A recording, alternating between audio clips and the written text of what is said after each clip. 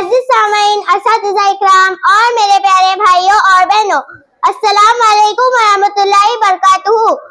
सबसे पहले मैं अल्लाह का शुक्र अदा करती हूँ कि मुझे इस तकरीब में हिस्सा लेने का मौका अता हुआ। आज की मेरी इस तकरीब का मौजू है अदब से इंसान इंसान है, अदब जो न सीखे वो हैवान है। किसी शायर ने क्या खूब कहा है, जिंदगी जिंदा दिली का नाम है, मुर्दा दिल क्या खाक दिया करते हैं। अदब के मानी है एक दूसरे का एहतराम करना। अदब इंसानियत का ज़ेवर है। इंसानी रिश्तों की बुनियाद अदब और तमीज पर कायम है। अगर हम एक दूसरे का अदब ना करें तो इंसानी तहजीब की इमारत खाक के ढेरों में तब्दील हो जाएंगी। हाजिरीन, आज हम जिस मुआशरे में रहते हैं, हमारा मुआशरा अखलाकी गिरावटों का शिकार है। हालांकि ये हकीकत है कि तालीम एक जुज़ है, कोई भी कौम तालीम के बगैर तरक्की नहीं कर सकती।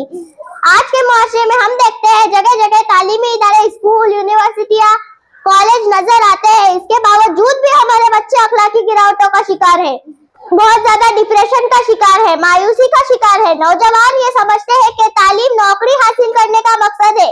ये सोच बिल्कुल गलत है। तालीम का मकसद एहतराम है, तालीम का मकसद अदब है, तालीम का मकसद इंसान को इंसानियत के आला मियार तक पहुंचाना है। तालीम का मकसद अदब है, तालीम का मकसद एहतराम है, तालीम का मकसद इंसान को जहालत के अंधेरों से निकाल कर रोशनी की तरफ ले जाना है। उस तालीम का कोई भी मकसद नहीं जो इंसान को इंसानियत के बजाय जहालत के अंधेरों की तरफ ले जाए। वो तालीम किसी भी सूरत में फायदेमंद नहीं हो सकती जब तक कि हम अपने बच्चों को तालीम के साथ साथ अदब की भी तरबियत ना दे दे।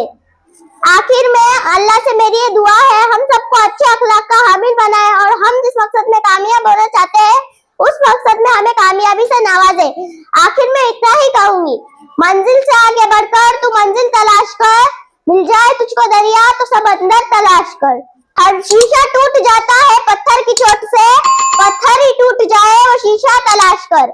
हजारों साल बीत गए तेरे सजदों से क्या हुआ, दुनिया तेरी बदल दे वो सजदा तलाश कर। खुदा।